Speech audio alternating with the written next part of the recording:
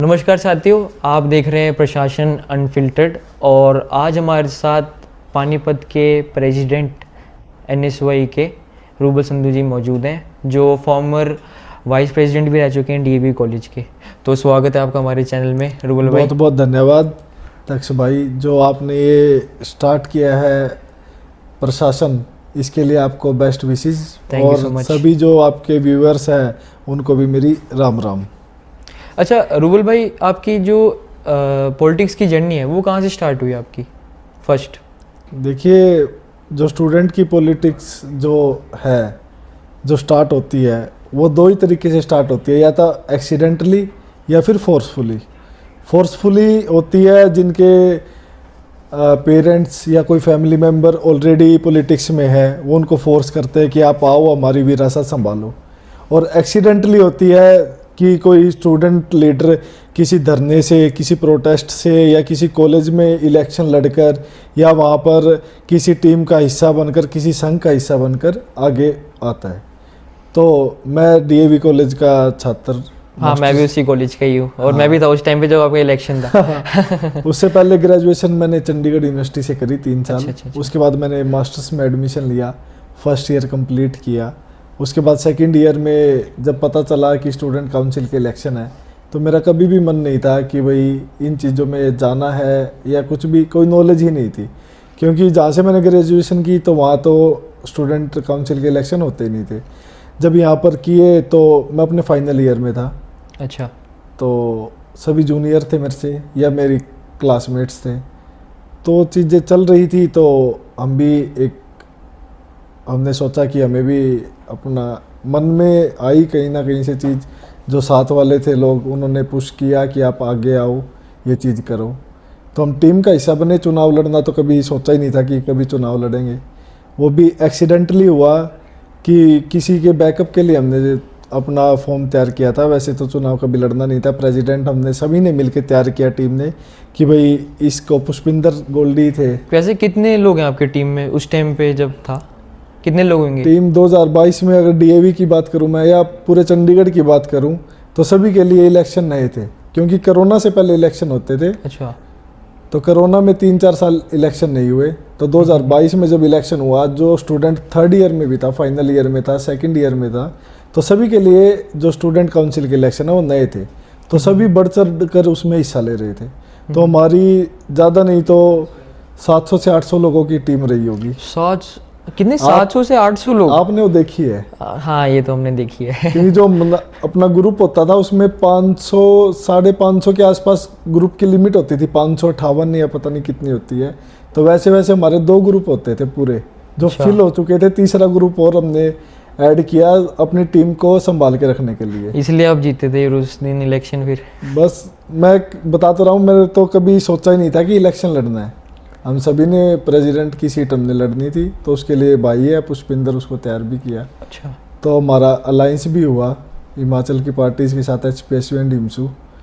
तो by chance ये DAV की पार्टीज राइट? या डीएवी की भी यूनिवर्सिटी में भी करते हैं, मतलब अच्छा। स्टूडेंट पार्टीज है, कोई पॉलिटिकल उनका ऐसा खास है लिंक नहीं है उनका पॉलिटिकल के साथ। अच्छा। तब हम भी थे, हमने भी स्टूडेंट पार्टी से कंटेस्ट किया था, कोई पॉलिटिकल पार्टी से नहीं था। तो अलायंस हुआ, उनका बाय चांस नॉमिनेशन नहीं हुआ। ओह अच्छा। और वो वहाँ पे मेरा हो गया, तो इसलिए चुनाव लड़ना पड़ा, और चुनाव लड़े तो फिर अच्छे से जीते भी। चलो बहुत बढ़िया, आपका सही है। तो और उसके बाद भी देखते हैं हम, बहुत सारा ये मेरे को कमी खलती है कहीं ना कहीं। जो कॉलेजेस में स्टूडेंट इलेक्शन कंटेस्ट करते हैं, प्रेसिडेंट भी बनते हैं, काउंसिल के और मेंबर भी बनते हैं, वो आगे नहीं कंटिन्यू कर पाते। ऐसा क्यों? आपको क्यों लगता है कि ऐसे आगे क्यों कंटिन्यू नहीं कर पाते? रीज़न क्या होता है? मेरे को लगता है आधे लोगों की तो इच्छा होती नहीं है, और कुछ लोगों की होती है। तो कुछ सीनियर लोग अपने छोटे से बेनिफिट के लिए उनको कहीं ना कहीं अपने से नीचे कहीं ज्वाइन करा दिया, कुछ करा दिया एक तरीके से कि भाई ये हमारा पपेट बना के रख लिया, उसको आगे नहीं जाना देना चाहते। और स्टूडेंट इलेक्शन में आपने देखा है कि ना मार दाड़ बहुत हो रही है, और फिर जो नॉर्मल स्टूडेंट है वो आना नहीं चाहता। तो ऐसा आपको क्यों लगता है कि क्या रीज़न क्या है? जो नॉर्मल जो स्टूडेंट्स होते हैं वो लोग नहीं घुसना चाहते पॉलिटिक्स में, क्योंकि वो सोचते हैं कि एक बहुत ज़्यादा लड़ाई झगड़े का माहौल बन जाता है स्टूडेंट इलेक्शंस के टाइम। नहीं, इस चीज़ को हम इनकार तो देखो नहीं कर सकते कि भाई ऐसा नहीं होता है। ये इसका मेन रीज़न ये है, जो स्टूडेंट पढ़ रहा है, अगर कोई ग्रेजुएशन में है, मास्टर्स में है, फाइनल ईयर तक ही आएगा, तब तक वो स्टूडेंट है। और वो पास होने के बाद भी ये चीज़ें कर रहा है तो सीनियोरिटी कॉम्प्लेक्स ज़्यादा दिखता है। और जो फर्स्ट ईयर में स्टूडेंट आ रहा है उसको लगता है कि ये बहुत ही अलग लोग हैं, वो उन चीज़ों से हटा के अपने आप को देखता है। तो जो कि नहीं देखना चाहिए, जो फर्स्ट ईयर का स्टूडेंट है वो आए, इन चीज़ों में हिस्सा भी लेना चाहिए। और जो आपने बात करी मसल पावर की, आप मेनली बात कर रहे हो हाँ, कि जो लड़ाई मसल झगड़ा। पावर की कॉलेजेस में या स्टूडेंट काउंसिल के इलेक्शन में यूज़ होती है, उस चीज़ को हम इनकार नहीं कर सकते, लेकिन ये चीज़ करनी चाहिए कि क्या हमें उसकी रियली ज़रूरत है। तो आप मानते हो कि इतनी वैल्यू है, इतना पैसा लगा रहे हैं, इतना लड़ाई झगड़ा हो रहा है, पुलिस के वो हो रहे हैं, चक्कर लग रहे हैं, पुलिस स्टेशन जा रहे हैं, आ रहे हैं, लड़ाई झगड़ा हो रहा है, इतना सब कुछ हो रहा है, इवन दैट गुंडे वगैरह भी बुलाए जाते हैं, तो आपको लगता है ये वैल्यू है इतनी स्टूडेंट पॉलिटिक्स की? तो उसी बात पे मैं आने लगा था कि जो मनी और मसल पावर है वो यूज़ होती है, उस चीज़ को हम इनकार नहीं कर सकते, लेकिन क्या उस चीज़ की हमें सही में ज़रूरत है? हर स्टूडेंट एक्टिविस्ट को ये देखना चाहिए कि भाई उस चीज़ की ज़रूरत है या नहीं है। अगर ज़रूरत नहीं है तो हम वो चीज़ें आ कहाँ से रही है और क्या हमें उन चीज़ों की नीड हो रही है। अगर हम स्टूडेंट एक्टिविस्ट है तो उस चीज़ को हटाकर स्टूडेंट वेलफेयर के लिए हमें काम करना चाहिए। और जो ये लड़ाई झगड़े वाला या मसल पावर की बात है, हमेशा एक चीज़ याद रखनी चाहिए, जो हमारे सामने इलेक्शन कंटेस्ट कर रहा है वो हमारा दुश्मन नहीं है। कॉम्पिटिटर बेशक से वो हमारा हो सकता है, विचारधारा की लड़ाई हो सकती है, रियल लाइफ में वो हमारा दुश्मन नहीं है। ये सबसे मेन बड़ी बात है, बहुत बड़ी बात है ये। हाँ। लाइफ ज़्यादा मैटर करती है, ये ज़्यादा मैटर नहीं करता। अभी जो हमारे सामने जिन्होंने इलेक्शन कंटेस्ट किया था 2022 में, चाहे प्रेसिडेंट की सीट हो, चाहे सेक्रेटरी की हो, वाइस प्रेसिडेंट की हो, जॉइंट सेक्रेटरी की हो, सभी के साथ मेरे फैमिली रिलेशंस हैं।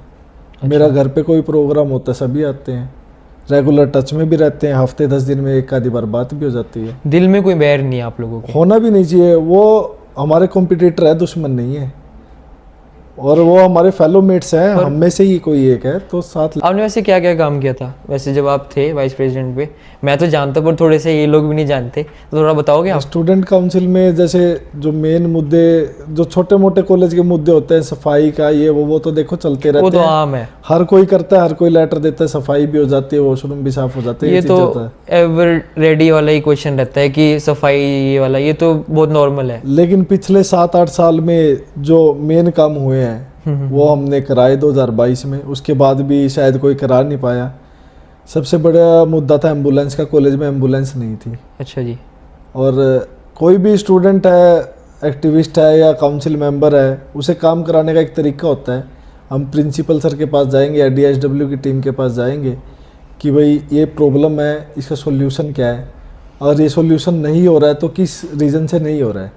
तो सबसे मेन एक तो एम्बुलेंस का था। हम गए प्रिंसिपल सर के पास, गए DSW मैम के पास गए कि मैम एम्बुलेंस चाहिए, कॉलेज में एम्बुलेंस की ज़रूरत है। वो कहते हैं कॉलेज के पास इतना फंड नहीं है कि हम एक एम्बुलेंस दिला सके। तो उसके बाद जब कारवां आता है हमारा, एक साल में एक बार होता है स्टूडेंट काउंसिल, फेस्ट होता है हमारा, फेस्ट होता है, कराते हैं हम, तो उस पर हमने गेस्ट बुलाए, वहाँ से फंड रेज किया और टोटली फंड देकर कॉलेज को एम्बुलेंस लेके आए। अच्छा। उसके बाद जो मेन एजेंडा था हमारा, जिसके ऊपर हमने स्टूडेंट काउंसिल का जो इलेक्शन तक कंटेस्ट किया था, वो था ये NCC का चेंजिंग रूम। NCC के बच्चे आते थे, गर्ल्स भी थे, बॉयज़ भी थे, तो उनके पास चेंजिंग रूम ही नहीं था। वो आते थे बेचारे पसीने में, कपड़े भी गंदे हो जाते हैं, घर जाके कैसे चेंज करें। हॉस्टलर्स है वो तो अपने रूम में चले जाते हैं, हाँ जी, हाँ जी। जो बाहर रहते हैं, कहीं PG पे रहते हैं, तो वो वहाँ कहाँ चेंज करेंगे। तो 18 तारीख को हमने इलेक्शन का रिज़ल्ट आया था, उसी दिन इलेक्शन था, शाम को रिज़ल्ट आ गया। उसके बाद जब भी नेक्स्ट वर्किंग डे था, 2-3 दिन बाद ओथ जब हमारी हुई, सबसे पहले मैं गया प्रिंसिपल सर के पास कि NCC चेंजिंग रूम चाहिए। उन्होंने हमको बोला कि भाई कॉलेज में तो कोई एक ईंट भी नहीं लगा सकते हम, प्रशासन की वजह से फ़ाइन लग जाता है, बहुत सारी चीज़ें हैं। कोई नहीं, 1-2 महीने बाद देखते हैं। नवंबर आ गया, दिसंबर आ गया, मैं 3-4 बार गया, जाता रहा, लेकिन नहीं माने। तो लास्ट में मेरे को याद है टीचर्स की स्ट्राइक चल रही थी, कोई इनका 6th पे कमीशन के ऊपर। तो उस दिन प्रोटेस्ट चल रहा था खालसा कॉलेज। मैं उस दिन सुबह फिर गया प्रिंसिपल सर के पास, 3 लोग ही थे हम, मैं जो स्टूडेंट काउंसिल के प्रेसिडेंट थे गोल्डी, सेक्रेटरी पारस, हम तीनों लोग गए कि सर ये एनसीसी चेंजिंग रूम हमें चाहिए, किसी भी हालत में चाहिए। आपके पास नहीं है, जो ऑलरेडी रूम है उनमें से कोई दो। सर थोड़े अपना ईगो पर लेकर के भाई नहीं बन सकता, क्या कर लोगे? बस सर यहीं बैठ जाएंगे। सर्दियों के दिन थे और बाहर बैठे थे सर, चेयर डाल के शौर्य भवन के बाहर कि बैठ जाओ। हम तीनों थे, बैठ गए। 10 मिनट बाद वहाँ 10 लोग हो गए, थोड़ी देर बाद वहाँ 50 लोग हो गए। सर कहते कि आज रहने दो, मंडे को आएंगे, सैटरडे का दिन था शायद, मंडे को टीचर आएंगे, अभी बाहर गए हुए हैं, वो आएंगे फिर हम बात करेंगे। मैं बात होगी तो अब यही होगी, चाहे हमें हफ्ता बैठना पड़े, 10 दिन बैठना पड़े, लेकिन चेंजिंग रूम बनवा के हटेंगे। तब सारा कॉलेज का प्रशासन झुका, टीचर भी आए, प्रोटेस्ट में से स्पेशल बुलाए, वो आए, उसी दिन उसकी मेजरमेंट्स दिलाई और वो चेंजिंग रूम आज भी कॉलेज में बना हुआ है। बना थोड़ा सा छोटा, लेकिन बना जरूर। चलो बनना जरूरी होता हाँ, है जी, अगर बना है तो अच्छी बात है। अच्छा, वैसे बहुत सारे ऑर्गेनाइजेशन है, जैसे ABVP भी है, इंसो भी है, सोई, सोपू, अलग अलग ऑर्गेनाइजेशंस हैं। तो हाँ, आप NSOE के हो। हाँ, तो सबसे बड़ा संगठन भारत का स्टूडेंट्स का। हाँ जी। तो फिर NSOE क्यों चुनी आपने? देखिए, विचारधारा की लड़ाई होती है, तो मैं भी, मेरे फैमिली बैकग्राउंड भी हमेशा से जो कांग्रेस की विचारधारा है उससे जुड़े रहे हैं। पर तो अभी आपको लग नहीं रहा कांग्रेस थोड़ा सा डाउन जा रही है? आपको लगा नहीं कि BJP की तरफ थोड़ा शिफ्ट? BGYM भी था एक ऑर्गेनाइजेशन, वो भी आप ज्वाइन कर सकते थे। मैं वही कह रहा हूँ ना, विचारधारा की लड़ाई होती है। जो लोग देश को तोड़ना चाहते हैं, जो लोकतंत्र को ख़त्म करना चाहते हैं, तो उनके साथ मेरी कोई विचारधारा मैच नहीं करती, तो वहाँ तो हो नहीं सकता। तो विचारधारा शुरू से कांग्रेस पार्टी के साथ है, राहुल गांधी जी के साथ है, तो कांग्रेस। वैसे आपको क्या लगता है कि भाजपा ने ऐसे क्या कर रखा है कि तोड़ दिया है, लोगों को आपस में डिवाइड कर दिया ये है? जो देश को एकत्रित करने की बजाय देश को धर्म की, जाति की, इन चीज़ों में बांटता है, तो वो देश को तोड़ ही रहा है, देश को जोड़ नहीं रहा। तो इन चीज़ों से उठकर 2014 के बाद से बीजेपी गवर्नमेंट पावर में आई, तो तब क्या समय था? 2014 के बाद लोगों को डेवलपमेंट की साइड जाना था। अब जो आर्टिफिशियल इंटेलिजेंस है उसकी साइड जाना था, लोगों को अपना डेवलपमेंट देखनी थी। इन्होंने किस चीज़ में घुसा दिए? धर्म की, जाति की राजनीति में। लोग बेरोजगारी पे बढ़ते जा रहे, बेरोजगारी बढ़ती जा रही है, और ये जुमलेबाज करते जा रहे हैं, जुमलेबाजी करते जा रहे हैं। तो वो चीज़ कहीं ना कहीं मैं मानता हूँ देश के लिए सही नहीं है। मैंने देखा आपने 1-2 प्रोटेस्ट भी किए थे भाजपा गवर्नमेंट के खिलाफ, तो आपको लगता है कि वैल्यू होती है एक स्टूडेंट एक्टिविस्ट की प्रोटेस्ट की? जी बिल्कुल होती है, और मैं मानता हूँ देश में लोकतंत्र जिंदा है और आवाज़ उठाना हमारा काम है।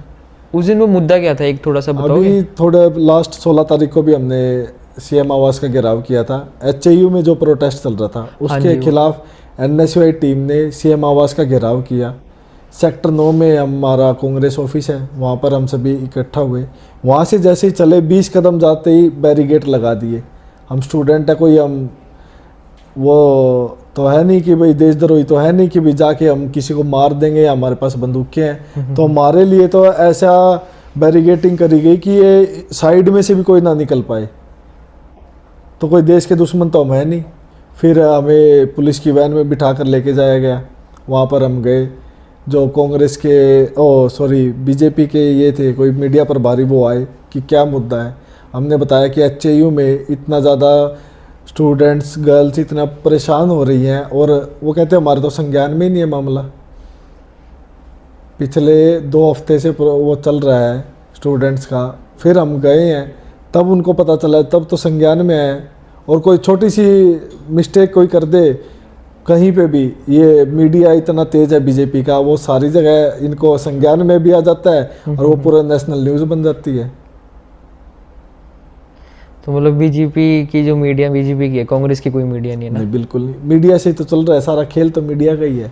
मीडिया तो कांग्रेस की कोई भी मीडिया नहीं है? मीडिया हाउस नहीं है, कोई मीडिया हाउस नहीं आप ये देखो ना, पूरा जो सिस्टम है, जो नेशनल मीडिया है, अब तो नेशनल मीडिया रही नहीं, गोदी मीडिया जो है।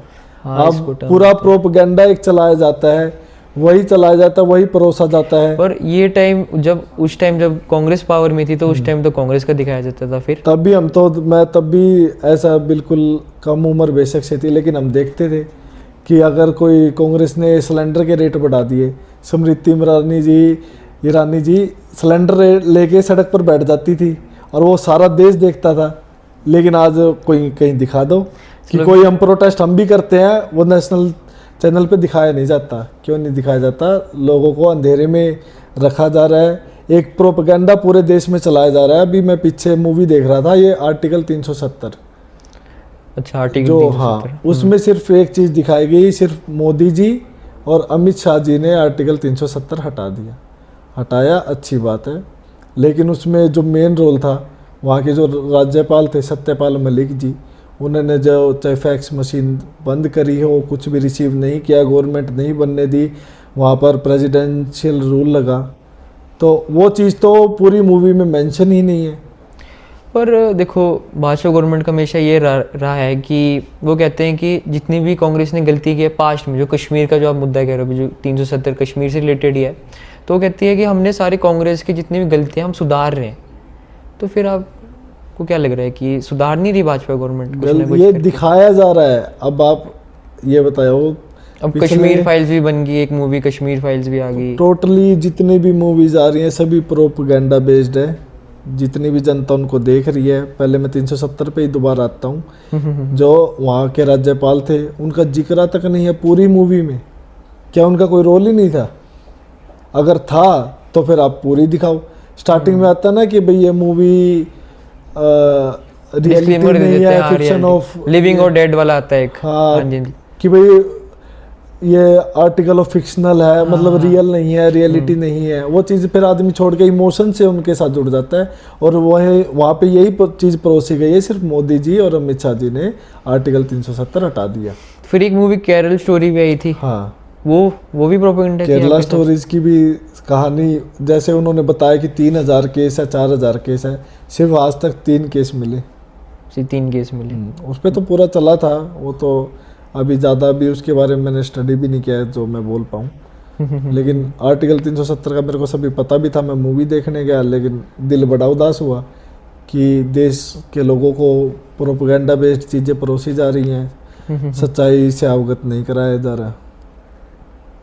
अच्छा चलो, ये तो थोड़ा सा हो गया नेशनल। थोड़ा वापस उसमें आते हैं, स्टूडेंट पॉलिटिक्स की तरफ आते हैं। जी, पीयू के चुनाव में आप पीयू के चुनाव में एंट्री नहीं हुई, थोड़ा सा आप बताओगे क्या मतलब रहा? कि आप चलो डीएवी तो आपने फतेह कर लिया, फिर अब पीयू रह गया, फिर रहता भी दिल में कि पीयू नहीं गया मैं? नहीं, ऐसा कुछ भी नहीं है। मैं पहले बता रहा हूँ, मेरा कभी मन नहीं था चुनाव लड़ने का। वो तो बस परिस्थितियाँ ऐसी हुई कि चुनाव लड़ना पड़ा, और लड़े तो जीते। उसके बाद बच्चों की उम्मीद इतनी बढ़ गई, सुबह डेली 3-4 कॉल आने कि आज हमारा ये काम है, आज हमें ये प्रॉब्लम, आज हमें ये प्रॉब्लम है, तो डेली कॉलेज जाना, उनकी प्रॉब्लम्स को सॉल्व करना, ये काम था। उसके बाद यूनिवर्सिटी भी मैंने थोड़ा एडमिशन लिया, काम थोड़ा बहुत किया, लेकिन कभी भी मन में स्टूडेंट के लिए, हितों के लिए लड़ना ज़रूरी था। इलेक्शन कंटेस्ट करना कभी भी मेरा मेन मोटिव कभी नहीं रहा। कोई वैसे एज क्राइटेरिया रहता है इलेक्शन लड़ने का? बिल्कुल, एक लिंगडो कमेटी है। अच्छा, लिंगडो कमेटी क्या होता है ये कमेटी? थोड़ा सा ये 2005 में लागू हुई थी, और अच्छी चीज़ है हुई, क्योंकि नहीं तो फिर कोई एज नहीं, कोई नंबर नहीं, कुछ नहीं होता। सिर्फ जो लीडर्स के बेटे हैं, बच्चे हैं, वही चुनाव लड़ते हैं। ये तो बहुत अच्छी चीज़ है जो से लिंगडो आई है।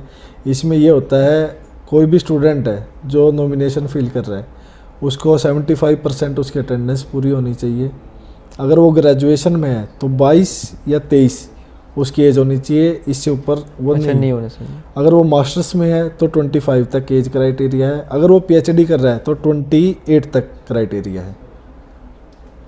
अच्छा, ये क्राइटेरिया है सारे। और लिंगडो कमेटी का। और जैसे मैंने अगर डीएवी से चुनाव कंटेस्ट कर लिया, चाहे मैं जीतूँ चाहे मैं हारूँ, किसी भी पोस्ट पे, ऑफिस बेरर, चाहे वो प्रेसिडेंट हो चाहे जॉइंट सेक्रेटरी, तो दोबारा नॉमिनेशन फिल नहीं कर सकता। स्टूडेंट काउंसिल में 4 पोस्ट होते हैं ना? यस। कौन सी? President, vice president, general secretary और जॉइंट सेक्रेटरी। और अच्छा, आप डीयू के चुनाव में भी गए थे, आप रौनक दीदी से मिले? हाँ, बिल्कुल, भाई हैं हमारे। और बहुत अच्छा काम कर रहे हैं। पूरा नेशन उनको देखता है, अच्छे से आवाज़ उठा रहे हैं। और एक मैं मानता हूँ, भाई की दाद देता हूँ मैं कि भाई जिस हिसाब से वो काम कर रहे हैं, अब और बच्चों में जो स्टूडेंट एक्टिविज्म होना चाहिए वो बढ़ रहा है, उनको देख के एनकरेज हो रही है वो चीज़ कि हाँ हमें भी ऐसा नेता बनना चाहिए, ऐसे मुद्दों पर, स्टूडेंट्स के मुद्दों पर आवाज़ उठानी चाहिए। बड़े टाइम बाद एक हमने लीडर देखा है डीयू में कि एनएसओई की तरफ से आए, रौनक खत्री जी जो आए हैं। बिल्कुल तो बिल्कुल। क्या सीखने के लिए आपको क्या मिला, मतलब जब आप उनके साथ मिले थे, मैंने आपकी फोटोज़ वगैरह भी देखी है, तो कैसे उनकी पर्सनैलिटी कैसी है? बिल्कुल अच्छे हैं भाई हमारे, और इतने लोग साथ जुड़ रहे हैं, प्रोत्साहित कर रहे हैं। उनको एक और नेम भी दे रखा है, मटका मैन करके। मटका मैन। मटका मैन, ये क्या है, इसके पीछे कहानी क्या है वैसे मटका मैन? इसके पीछे कहानी ये थी, जब तक तो चुनाव भी नहीं हुआ था उससे पहले पानी की बहुत सारी कमी है डीयू के अंदर। अच्छा। हर कॉलेज के साथ वाटर कूलर नहीं है, या बाहर जाते हैं कहीं वाटर कूलर नहीं है, तो पानी स्टूडेंट्स के लिए अवेलेबल कराना, तो उसके लिए हर जगह उन्होंने मटके प्रोवाइड कराए।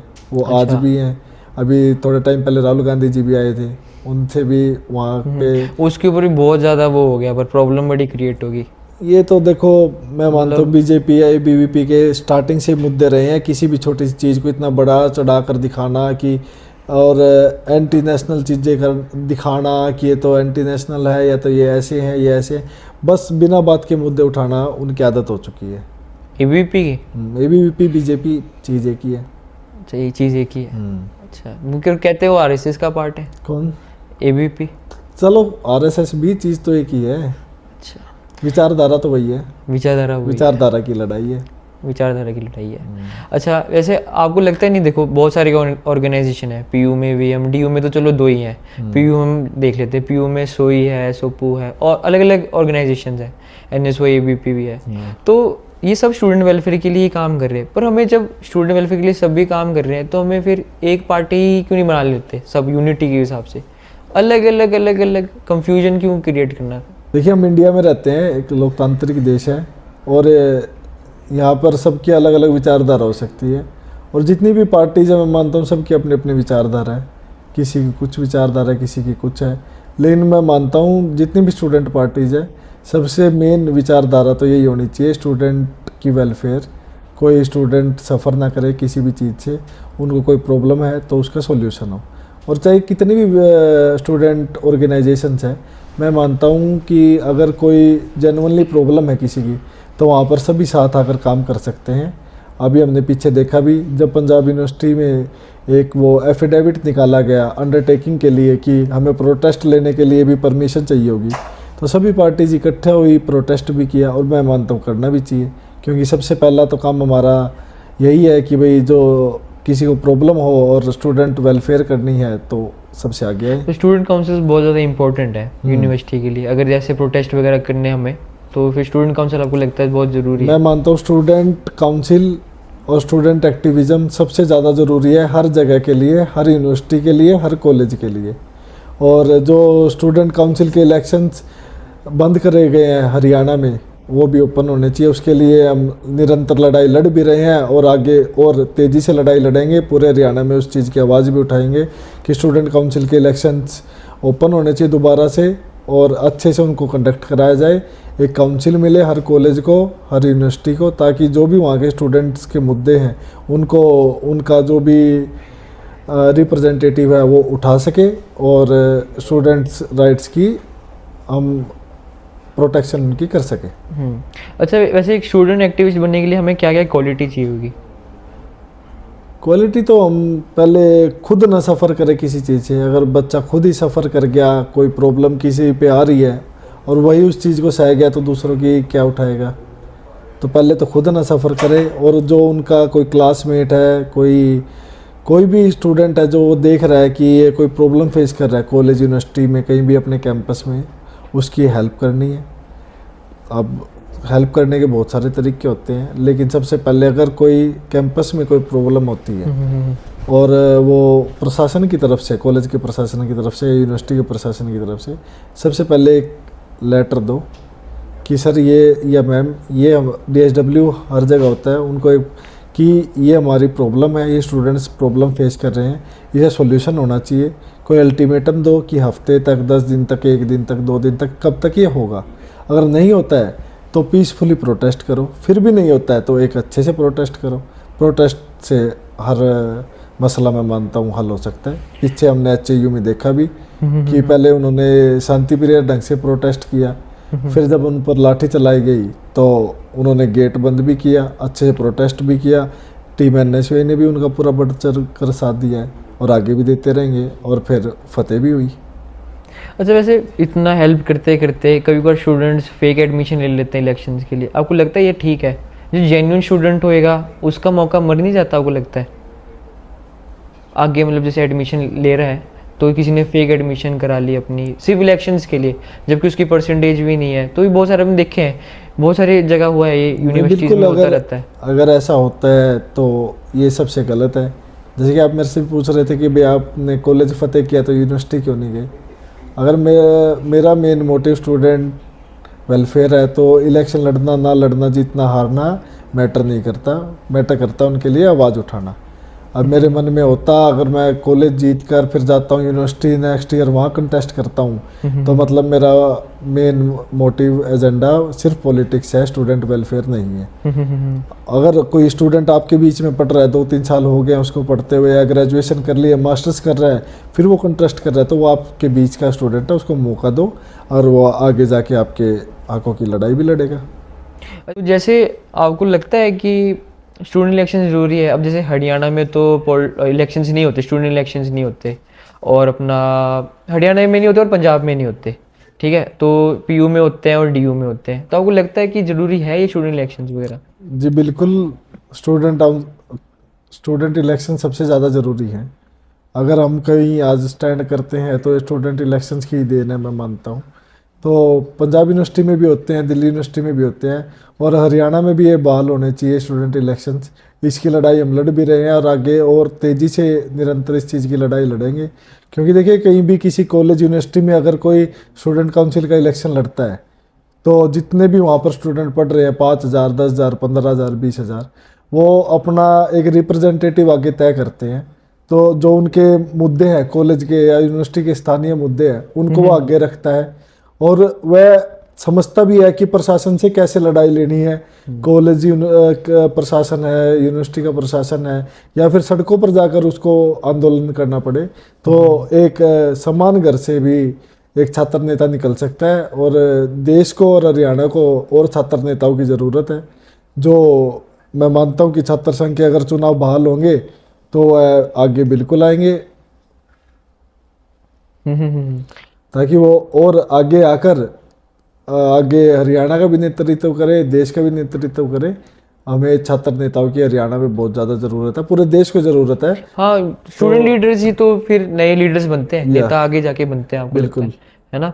और जैसे भी मैं देख रहा था कोई इंस्टाग्राम, तो आपने एक 21 डेज चैनल चलाया था, आई होप मैं करेक्ट बोल रहा हूँ। बिल्कुल बिल्कुल। तो क्या था, क्या एग्जैक्टली क्या था वो? हम सभी ने मिलकर टीम एनएसयूआई ने एक 21 डे एंटी ड्रग कैंपेन चलाया था। ये चलाया था हमने 23 मार्च पे, शहीदी दिवस होता है, तो भगत सिंह जी को हम सभी अपना आइडल मानते हैं, मैं मानता हूँ। तो हम सभी ने सोचा कि सिर्फ वहाँ पर पुष्प अर्पित कर कर एक फ़ोटो खिंचाकर उस चीज़ को वहीं तक सीमित ना रखें, एक एंटी ड्रग कैंपेन चलाए। तो हमने पानीपत में वो एंटी ड्रग कैंपेन चलाया, हर कॉलेज में हम गए, स्पोर्ट्स ग्राउंड में गए, जिम में गए, और भी जितने गांव में कोई खेल परिषद है, कोई कबड्डी का ग्राउंड है, वहाँ तक गए। तो ये 21 डेज चला, राइट? हाँ, 21 बीच में कुछ दिन स्किप हुए, लेकिन हमने पूरे 21 दिन का ये कंप्लीट किया। और वहाँ पर प्रोमिस कराए स्टूडेंट से कि स्टूडेंट जो है, अभी कुछ बच्चे छोटे भी थे, कि आप तो कोई नशा नहीं कर रहे हो, अगर कोई कर रहा है तो छोड़ो। अगर आपके घर के आसपास कोई नशा कर रहा है, कि आगे की 5 लोगों को आप प्रेरित करो कि आप नशा छोड़ो। और कोई इस चीज़ से जूझ रहा है तो हमें भी बताओ कि उसकी कोई हम हेल्प कर सके।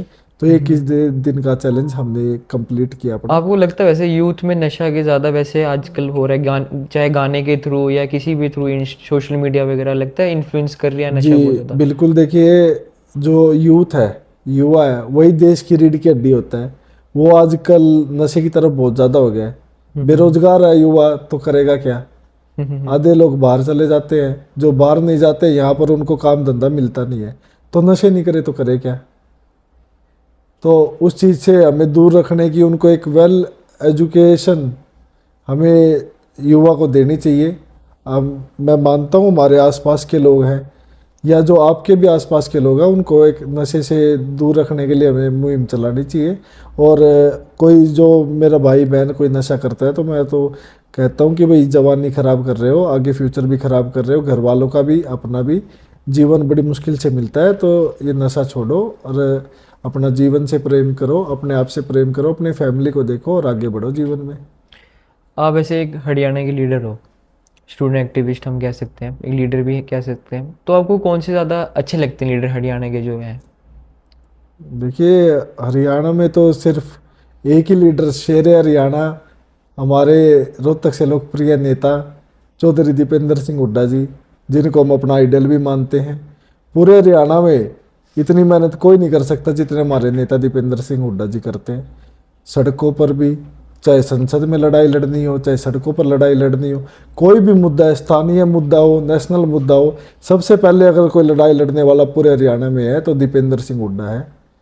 और उन्हीं को हम अपना आइडल मानते हैं क्योंकि देखते हैं युवाओं की लड़ाई वो लड़ रहे हैं, किसानों की लड़ाई वो लड़ रहे हैं, पहलवानों की लड़ाई भी उन्होंने लड़ी।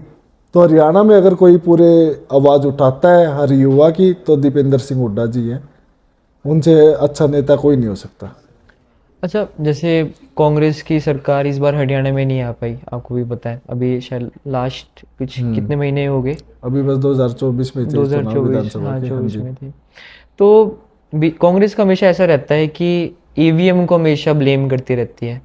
अब जैसे अभी जब लोकसभा के हुए थे तो कांग्रेस बीजेपी नहीं कर पाई, 400 पार जो उनका नारा था वो नहीं कर पाई। और इस बार जब हरियाणा में एग्जिट पोल दिखा रहे थे कि कांग्रेस ही जीत रही है, कांग्रेस हर जगह कांग्रेस, इवन दैट जो गोदी मीडिया आप कह रहे हो उस पर भी हर जगह कांग्रेस का ही था लहर। पर ऐसा क्या हुआ कि एकदम से बीजेपी का आ गया कि बीजेपी जीत गई? देखिए हर चीज़ के पीछे जो षड्यंत्र और प्रोपगेंडा जो बीजेपी चलाती है उसमें बहुत माहिर है। आप ये मानिए 2024 विधानसभा लोकसभा के चुनाव से पहले जो बीपीएल कार्ड्स होते हैं उसमें 10% लोगों की बढ़ोतरी होती है हरियाणा में, कि 10% लोग और ज़्यादा ऐड हो गए, बीपीएल कार्ड्स उन्हें मिले, उनको सरकारी योजनाओं का लाभ मिला, चाहे वो राशन का लाभ है, चाहे जो आयुष्मान कार्ड है उसका लाभ है। और जब विधानसभा चुनाव के बाद विपक्ष ने ये मुद्दा उठाया कि इतने ज़्यादा इतनी जल्दी कैसे बढ़ गए 10% तक लोग, उसके बाद आप मानोगे विधानसभा चुनाव के बाद 10 लाख लोगों की कटौती हुई। जब वेरिफिकेशन हुई 10 लाख लोग उस बीपीएल से बाहर निकाले गए। तो क्या आप ये नहीं मानते जो 10 लाख लोग बेनिफिट उठा रहे थे उस चीज़ का, उन्होंने बीजेपी को वोट नहीं दिया होगा? और 0.1% से भी कम मार्जिन रहा है। टोटल जो नंबर ऑफ वोट्स कांग्रेस को मिले हैं, नंबर ऑफ वोट्स जो बीजेपी को मिले हैं, 0.1 से भी 0.85% का मार्जिन था सिर्फ। अगर वो 10 लाख लोग इधर वोट करते तो क्या गवर्नमेंट कांग्रेस की नहीं होती? तो धांधली हुई है, 100% हुई है।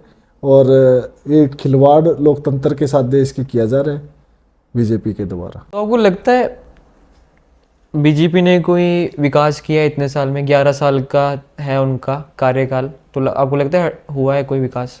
बिल्कुल, हरियाणा में बीजेपी ने विकास किया है। क्या विकास किया जी? बेरोजगारी में विकास किया है हरियाणा में। ये तो आप सरकाज़म में बोल रहे हो जी। नहीं नहीं, बेरोजगारी में विकास किया है, महंगाई में विकास किया है, अनएम्प्लॉयमेंट वही हो गया, बेरोजगारी में विकास हो गया, ठीक है जी। और गुंडागर्दी में विकास किया है। गुंडागर्दी तो चलो हर जगह ही है, पर ऐसा नहीं नहीं, मैं 2014 से पहले जब कांग्रेस की गवर्नमेंट थी हरियाणा में, तो जो हमारे सीएम थे चौधरी भूपेंद्र सिंह हुड्डा जी, उन्होंने कहा था या तो गुंडागर्दी छोड़ दो या फिर हरियाणा छोड़ दो। और वही चीज़ ये कॉपी पेस्ट करके अपने सोशल मीडिया पे डालते हैं। तो कॉपी कर लिया। हाँ हाँ, यही चीज़ कॉपी पेस्ट करके अभी मैं थोड़े टाइम पहले देख रहा था, अपने सोशल मीडिया पर डाल रखा था कि या तो हरियाणा छोड़ दो या गुंडागर्दी छोड़ दो। ये भूपेंद्र सिंह हुड्डा जी ने बोला। ये कांग्रेस की टैगलाइन उठा ली उन्होंने। हाँ, अच्छा, इस चीज़ में तो बहुत आगे। मैं तो कहता हूँ सोशल मीडिया तो जो आईटी सेल है बीजेपी का बहुत आगे है। तो कांग्रेस क्यों नहीं बना लेती आईटी सेल अपना? बिल्कुल, अब इतना ज़्यादा नहीं ना कि भाई लोगों को एक प्रोपगेंडा परोसी जाए, उनको अंधेरे में रखे, वो हमारी वो रणनीति नहीं है। सच्चाई और लोगों के हित के लिए लड़ना कांग्रेस पार्टी की और एनएसयूआई की, यूथ कांग्रेस की रणनीति है। एक अग्निवीर का भी है, बड़ा चल रहा था बहुत कि जॉब अपॉर्चुनिटीज़ शायद दी है बीजेपी गवर्नमेंट ने, तो कांग्रेस इसके ऊपर बहुत अपोज कर रही थी उस टाइम पे। तो अग्निवीर आपको लगता है नहीं सही है? किसी भी देश की सेना कॉन्ट्रैक्ट बेस पे नहीं चल सकती। अगर हम जंग लड़ने जाते हैं, जंग ठेकेदारी पे नहीं लड़ी जा सकती। कोई ठेका लेके हम जंग नहीं लड़ सकते। और सेना मैं मानता हूँ कि देश भावना की चीज़ है। हम अब ये मानो देश की सेना में हर 10वां फौजी हरियाणा से आता है, तो जो देश प्रेम की भावना हरियाणा में है वो कहीं नहीं होगी। तो अब जो देश प्रेम की भावना थी उस चीज़ को ख़त्म कर कर एक कॉन्ट्रैक्ट बेस्ड एग्रीमेंट लेकर आना कि 4 साल आप सेवा करो, उसके बाद कुछ आप अपना देख लेना, ना कोई जॉब सिक्योरिटी ना कोई फ्यूचर सिक्योरिटी। तो ये तो कहीं ना कहीं देशभक्ति को मारने का काम जो बीजेपी ने किया है। एक काला कानून हो गया ये जो अग्निवीर है कि 4 साल आप काम करो, उसके बाद आप कोई सोल्जर नहीं, कोई आप रिटायर्ड कुछ नहीं, कुछ भी नहीं, आप एक नॉर्मल आदमी और आके अपना काम धंधा देखो। पर बीजेपी तो हर जगह से चलाती है तिरंगा अभियान, हर जगह पूरे देश में अभियान। आप कॉलर ट्यून में भी सुनते हो कि मोदी जी बोलते हैं। चीज़ें बेचने में तो देखिए बहुत ज़्यादा आगे है बीजेपी। अब थोड़े टाइम पहले पहलगाम अटैक हुआ, हाँ जी। बहुत ही निंदनीय और बहुत ही दुख दर्दी था वो सभी के लिए देश में। जहाँ देश में हर कोई रो रहा था, देश उदास था उस चीज़ के लिए कि क्या हो गया ये, कैसे हो गया ये। वहाँ पे बीजेपी अपना प्रोपगेंडा चलाने में तैयार थी। सबसे पहले प्रोपगेंडा चलाया कि जाति पूछी, धर्म नहीं पूछा।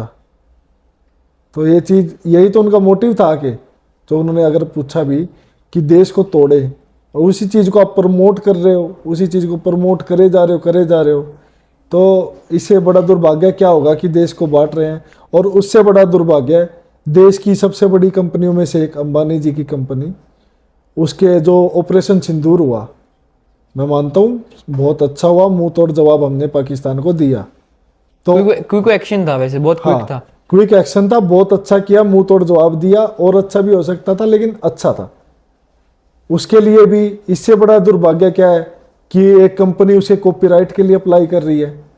हाँ, बाद मूवीज में के लिए कुछ ऐसा था। बाद में बोल रहे हैं कि भाई वो तो एक एम्प्लॉय ने गलती से कर दिया। और मूवी प्रोड्यूसर ऑपरेशन सिंदूर पे इस मूवी को बनाने के लिए लड़ रहे हैं आपस में। तो इससे बड़ा दुर्भाग्य देश के लिए क्या हो सकता है कि आपदा में अवसर ढूंढना। बीजेपी को अच्छी तरह आता है और लोग भी ये कर रहे हैं, तो इससे ज्यादा शर्मनाक कुछ हो नहीं सकता, मैं मानता हूँ। आपको ऐसे लगता है कि बीजेपी धर्म को अपना एक टूल बना के वोट्स गेन करती है हर इलेक्शन में, हर एक इलेक्शन में?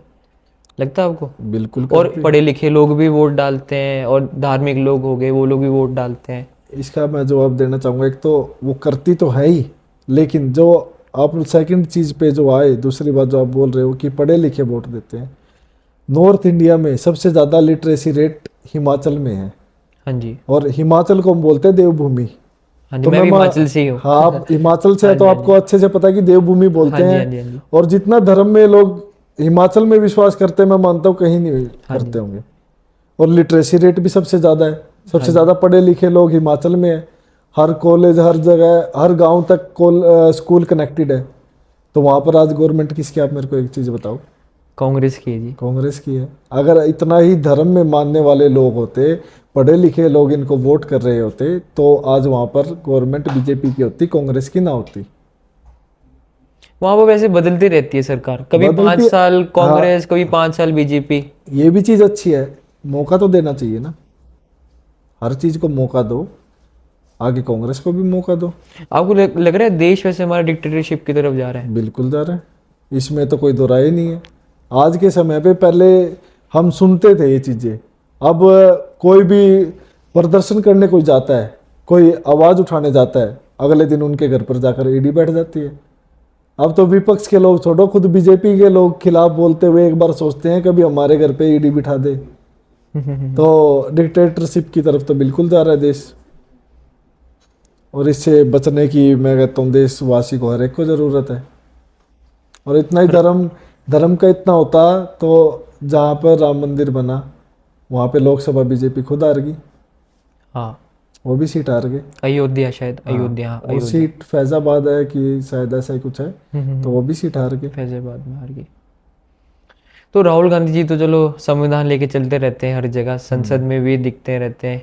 संसद में ये जो है अपना क्या कहते हैं कॉन्स्टिट्यूशन जो लेके चलते हैं अपने साथ में, जो पर उनकी दादी जी थी उन्होंने उसकी हत्या भी कर दी थी इमरजेंसी लगा के। तो आपको लगता है कांग्रेस फिर वही चीज़ करती है और फिर बाद में उसको ही बोल रही है कि हाँ भाई देखिए, हम संविधान लेके आए हैं, ये सब दिखाने के लिए कोशिश करती है। मैं ये नहीं बोल एक रहा ब्लैक कि डे भी हुआ था पीछे, आपको पता होगा, प्रोटेस्ट भी हुआ था अभी यहीं पर ही चंडीगढ़ में भी, वो गवर्नर वो तो टेक आउट चीज थिएटर के वो बाहर। ये देखो ना, लोकतंत्र की हत्या वाले लोग ही ब्लैक डे मना रहे हैं, लोकतंत्र की हत्या मना रहे हैं, जो लोकतंत्र को खत्म करना चाहते हैं। और जो जो दूसरी चीज आप बोल रहे हो, जो इमरजेंसी वाली चीज है, गलतियां हुई हैं, गलतियां एक्सेप्ट करनी आनी चाहिए। राहुल गांधी जी ने एक्सेप्ट भी करी कि वो हुआ है, उसे भागे तो नहीं ना कभी, तो वो चीज़ एक्सेप्ट करी, वो सबसे बड़ी चीज़ है। ये तो एक्सेप्ट भी नहीं करते किसी चीज़ को बीजेपी वाले लोग। तो आप एक बात बताओ, अब आप मेरे को कहते हो जैसे मैंने चुनाव लड़ा, अगले साल मैंने ये नहीं कहा कि हम अपने काम के दम पर वोट मांगी। बीजेपी 2014 के बाद आई, 2019 में आई, उसके बाद तो अब 2024 में भी आ गई। अभी भी ये कहते हैं 70 साल पहले ऐसे हुआ था, अब हम ऐसे करेंगे, 70 साल पहले ये उनकी गलती थी, ये उनकी गलती थी। गलतियां छोड़ो, अब ये बताओ ना आपने काम क्या किया देश हित के लिए, पिछले 11 साल में क्या काम किए, वो चीज़ आप बताओ। जितनी डिमांड और डेवलपमेंट की जो डिमांड थी ना पूरे देश में, उससे तो बहुत कम काम हुआ है। लेकिन लोग ये सोचते हैं इस गवर्नमेंट में तो कुछ काम तो होते ही नहीं, कुछ वैसे होते नहीं, जो हो रहा है वो अच्छा है, लोग ये तक मानने को तैयार हुए पड़े हैं। तो अगर कुछ थोड़ा बहुत काम हो भी रहा है तो वह समय की डिमांड थी, कुछ अलग नहीं किया इन्होंने। अभी भी कहते हैं ये उनकी गलती थी। अरे भाई, तीसरी बार तुम्हें मौका दिया है, अब आप ये बताओ पिछले 10 साल में हमने ये किया, अगले 5 साल में हम ये करेंगे, एक रोड मैप तो दिखाओ। अभी भी देश को धर्म पे, जाति पे, इन पे डिवाइड करने पे लगे हुए हैं। अभी वैसे बहुत समय से कांग्रेस पार्टी बहुत डाउन चल रही है, डाउनफॉल एक हम कह सकते हैं, डाउनफॉल चल रहा है बड़ी कांग्रेस पार्टी का। तो आपको कब लगता है कि एक टाइम ऐसा आएगा कि शायद बीजेपी डाउन हो जाए और कांग्रेस अप हो जाए? डाउनफॉल देखिए, समय तो आता जाता होता है, और डाउनफॉल तो तब होता ना कि हमारे पास कैसे डाउनफॉल है। 2014 के बाद हमारी सीट्स बढ़ी, 2019 के बाद बढ़ी, अब 2024 में हम 99 पर पर खड़े हैं। हरियाणा में आपको फिर से एक और सेटबैक मिल गया। 99 सीट्स पर तो आए, और इसमें मैं हरियाणा की मैं चीज़ आपको बता चुका हूँ कि 0.85% वोट हमें बस कम मिले, बिल्कुल बराबर के वोट मिले हैं। वो कोई बात नहीं, सीट इधर उधर हो गई वो कोई बात नहीं, लेकिन वोट तो दिए ना लोगों ने। लोकसभा में भी जवाब दिया, 5 सीटें कांग्रेस को दी, 5 सीटें बीजेपी को दी। और जो राहुल गांधी जी ने किया था भारत जोड़ो यात्रा, हाँ, तो उसमें कुछ इम्पैक्ट पड़ा लोकसभा के इलेक्शंस में? बिल्कुल पड़ा। देखिए, देश को जोड़ने का काम किया, उस इंसान की मेहनत आप देखो ना, कि 3000 किलोमीटर चल के गए। कितने दिन में कंप्लीट किया था उन्होंने, कुछ कन्हैया estimate? कन्हैया कुमारी से लेकर कश्मीर तक गए। किस दिन की थी वो यात्रा, कुछ एस्टिमेट पता आपको? अभी इतना मेरे को एग्जैक्टली पॉइंट टू भी याद नहीं है कि कितने दिन की थी, लेकिन पूरे देश को जोड़ा, हर जगह पर गए, रोड पे निकले। और किसी इंसान ने, किसी नेता ने इतनी मेहनत करी हो तो आप बता दो। मोदी जी कहते हैं मैंने किया है ऐसा कुछ, मोदी जी भी कहते हैं मैंने ऐसा किया है, मैंने जब भी। किया तो फिर वो दिखता क्यों नहीं? मोदी जी कहते हैं मैंने कन्याकुमारी से लेकर अपना क्या कहते हैं कश्मीर तक मैंने किया है ऐसा कुछ। अगर ऐसा किया होता तो उस चीज को दिखा दिखा कर, लोगों को बेच कर, वो पूरे देश में चला, वो कहते हैं लाल चौक पे मैंने भी झंडा लहराया है विदाउट लहरा- सिक्योरिटी, और राहुल गांधी जी की लहराया। सिक्योरिटी थी। वो तो अच्छे, वो है एक्टर हैं एक बहुत ही अच्छे, कि कहाँ पर उनको सिक्योरिटी दिखानी है, कहाँ नहीं दिखानी, वो एक अच्छे से जानते हो। तो कैमरामैन को ऐसे ढूंढते हैं कि कहाँ मेरा एंगल कहाँ से आ रहा है, वो भी चीज़ हम देखते रहते हैं। और आप राहुल गांधी जी की बात कर रहे हैं, उस परिवार ने कितनी शहादत दे दी इस देश के लिए, आप ये चीज़ बताइए ना। अगर अगर आज कोई बीजेपी का, मैं नहीं चाहता, कोई भी दुर्घटना हो जाती है, ये उस चीज़ को, आपदा को अवसर के लिए देखते हैं कि इस आपदा में हम अवसर क्या, कैसे इस चीज़ से सिंपैथी गेन कर सके। और गांधी परिवार ने कितने सारे असैसिनेशन हुए, इंदिरा गांधी जी का हुआ, फिर राजीव गांधी जी का हुआ, जिन्होंने प्राइम मिनिस्टर होते हुए अपनी जान दे दी। उसके बाद भी कभी भी राहुल गांधी जी ने उनके नाम की वोट मांगी क्या, कि भाई मेरी दादी जी ने या मेरे पिताजी ने इस देश के लिए जान दे दी, मेरे को वोट दे दो। और मोदी जी तो जो फौजी हमारे शहीद होते हैं बॉर्डर पर, उनके नाम की वोट मांग लेते हैं। और उस इंसान की मेहनत देखो ना आप, कि परिवार से लोग गए तब भी उनके नाम की वोट नहीं मांगी। असली लोकतांत्रिक इंसान और पार्टी कांग्रेस पार्टी है, जो कि भाई संविधान को भी मानती है, लोगों के राइट्स को भी मानती है। बीजेपी तो लोगों के राइट्स भी ख़त्म करने पे है, और तो क्या ही बोलें बस। राइट्स आपको लगता है खत्म हो जाएंगे अगर बिल्कुल बीजेपी बिल्कुल रहेगी? हो ही रहे हैं। अब देखे ऑफिशियली नहीं हुए, वैसे तो हो ही चुके हैं। आज कोई शहर का बड़ा बिजनेसमैन कुछ बोल के दिखाए बीजेपी के खिलाफ, अगले दिन ईडी का उस पर रेड ना लगे तो। और जैसे अभी आपका गठबंधन हुआ था इंडिया अलायंस, और जैसे भाजपा था अलग और इंडिया अलग, अलायंस अलग, तो वो बहुत सारे पार्टीज मिलके तभी भी नहीं हरा पाई बीजेपी को ये इतना। भी एक प्रोपगेंडा। अभी आप सर्च करिए कि इंडिया ब्लॉक में कितनी पार्टीज हैं और एनडीए गठबंधन में कितनी पार्टीज है। एनडीए गठबंधन में ज़्यादा पार्टीज मिलेगी। एक प्रोपगेंडा चलाया गया कि बीजेपी अकेली चुनाव लड़ रही है। अब बीजेपी अकेले चुनाव लड़ रही है तो नीतीश कुमार किसके साथ है? हम्म, और जो चिराग पासवान है वो किसके साथ है? जो साउथ से एक्टर हैं, नाम नहीं मेरे को ध्यान आ रहा। विजय कमल हसन। विजय नहीं है, वो भी इनके साथ है। नायडू जी किसके साथ है? अगर बीजेपी एनडीए इकट्ठा लड़ रही है तो बीजेपी क्यों नहीं लड़ रही? एनडीए में इंडिया गठबंधन से ज़्यादा पार्टीज हैं, और वो चीज़ किसी को दिखती नहीं। वो दिखती इसलिए नहीं, नेशनल मीडिया दिखाती नहीं। नेशनल मीडिया का थी नहीं। और आप ऐसे राहुल गांधी से मिले हो? नहीं, मैं अभी तक हमारी मुलाकात नहीं हुई, लेकिन हम विचारधारा से जुड़े हुए इंसान हैं। अच्छा। कभी ना भी मिलेंगे तो भी कांग्रेस पार्टी के लिए ऐसे ही काम करते रहेंगे। और एक और जो राम मंदिर बना, अच्छी बात है। राहुल गांधी जी नहीं गए उसमें पर? कॉमर्शियलाइजेशन उसका इतना किया गया ना। सबसे पहले अगर राम मंदिर के गेट खुलवाए थे तो राजीव गांधी जी ने खुलवाए थे। फिर उनके बेटे ही नहीं गए पर? वो बीजेपी का प्रोग्राम उसको बनाया गया ना, ये चीज़ है ना। अब ये गाना गाते हैं कि जो राम को लाए हैं हम उनको लाएंगे। ये इतने बड़े हो गए कि ये राम जी को ले आए, जिन्होंने पूरी सृष्टि बसाई, हम सभी को जीवन दान दिया, उसी को ये ले आए। तो इसी पे मैं एक चीज़ पूछता हूँ कि बोलते हैं कि जो राम को ला सकते हैं वो विजय माल्या और नीरव मोदी को भी तो ला सकते हैं। कि जो राम को लाए हैं वो नीरव मोदी और विजय माल्या को भी ला सकते हैं। ये चीज़ पूछता है भारत, और गोदी मीडिया पर थूकता है भारत। और एक चीज़ और है कि राहुल गांधी जी बहुत ट्रोल बहुत होते हैं हमारे, ऐसा क्यों? सोशल मीडिया जो आईटी सेल, इतना लीडर और कोई लीडर ज़्यादा ट्रोल नहीं होता, ज़्यादातर राहुल गांधी जी ज़्यादा होते हैं। जो उनकी इमेज पोर्ट्रे करी गई 2014 के बाद, अलग अलग नेम्स उनको दे रखे हैं। हाँ, तो वहाँ से और आज तक का आप सफ़र देखिए कि उन्होंने फेलियर नहीं कभी महसूस होने दिया। हमें तक नहीं, जो हम सिपाही हैं उनके, हमें आज तक नहीं महसूस हुआ कि हम फेल हो रहे हैं, नहीं हो रहे हैं। तो हिम्मत देखिए ना, उनकी हिम्मत कितनी ज़्यादा होगी। और ये तो सब आईटी सेल का कमाल है उनका। आज तक ये बताइए ना, मोदी जी ने कभी प्रेस कॉन्फ्रेंस करी हो? जीरो प्रेस कॉन्फ्रेंस और अभी तक। देश का दुर्भाग्य ये देखिए, अभी हफ्ते पहले रिपोर्ट आई थी 258 करोड़ प्लस 258 प्लस करोड़ सिर्फ खर्चा हुआ है मोदी जी का विदेशी दौरों का। 258 करोड़ रुपए जो प्रधानमंत्री सिर्फ विदेशी दौरों पर खर्च कर देता है एक साल में, वो यहाँ देश की जनता के लिए कुछ नहीं कर सकता क्या? और वही मैं बार बार, जैसे ऑपरेशन सिंदूर का वो पोस्टर छपा बीजेपी का हर कार्यालय के बाहर, उस पर सिर्फ मोदी जी की फ़ोटो।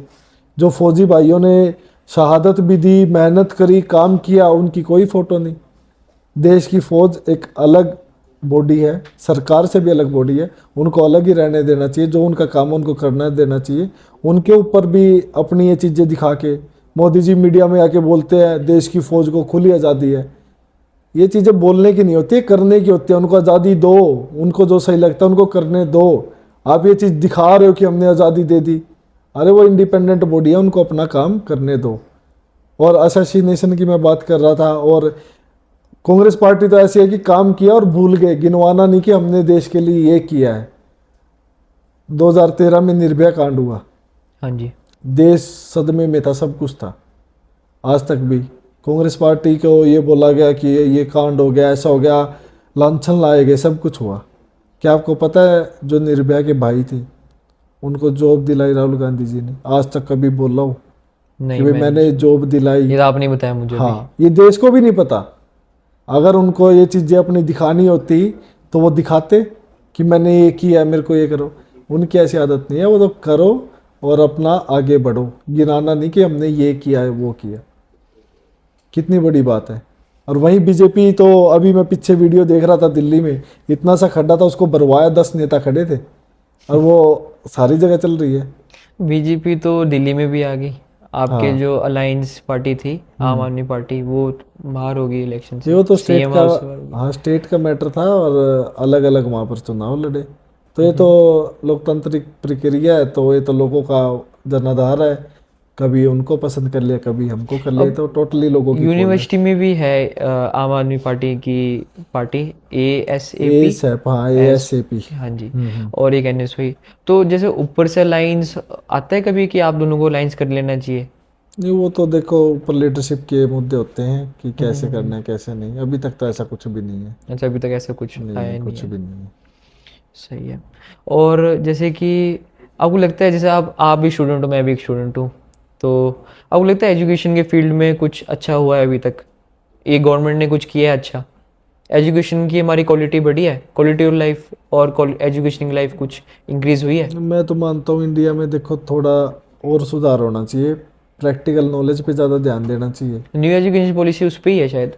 है तो, लेकिन अभी तक कुछ दिखने में नहीं आया है। आगे अगर आएगा तो फिर उसका बढ़ चढ़ कर, अभी तो मैं मानता हूँ अगर पंजाब यूनिवर्सिटी की बात करें, ये तो लोगों को कि स्टूडेंट्स को रोक कैसे सकते हैं कि प्रोटेस्ट नहीं करना, उसके लिए अंडरटेकिंग लिखवा रहे हैं। इन पे ध्यान है, आप डेवलपमेंट करो, पॉलिसीज़ लाओ, प्लेसमेंट्स लाओ कि बच्चे आगे बढ़ सके।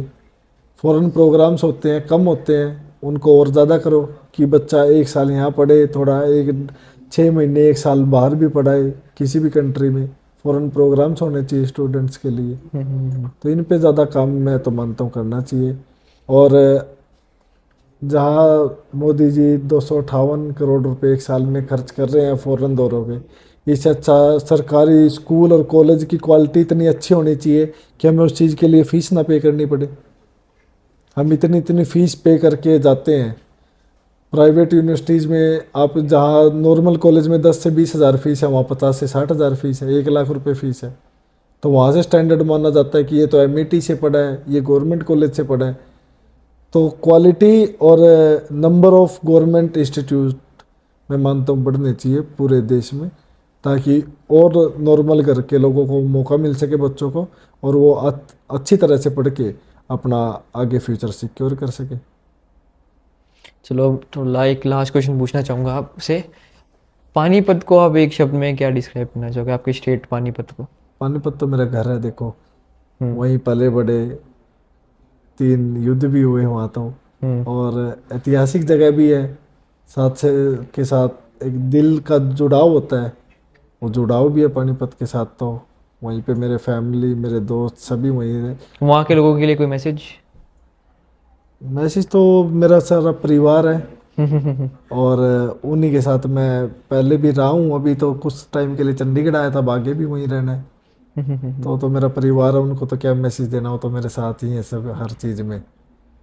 एक मैं स्टूडेंट्स को ज़रूर मैसेज देना चाहूँगा, जो स्टूडेंट एक्टिविस्ट्स हैं, जो बनना चाहते हैं आगे कुछ, उनके लिए। आप बनना भी चाहते हैं। जो फर्स्ट ईयर में ही हम देखते हैं ना, क्योंकि एज ऐसी होती है कि बच्चा बहुत ही ज़्यादा वो विचलित होता है, चंचल होता है मन से कि ओहो यहाँ कुछ बनना नहीं। पेशेंस तो देखो हर चीज़ में लगती है, पेशेंस जी। और इस चीज़ में तो सबसे ज़्यादा पेशेंस चाहिए होती है।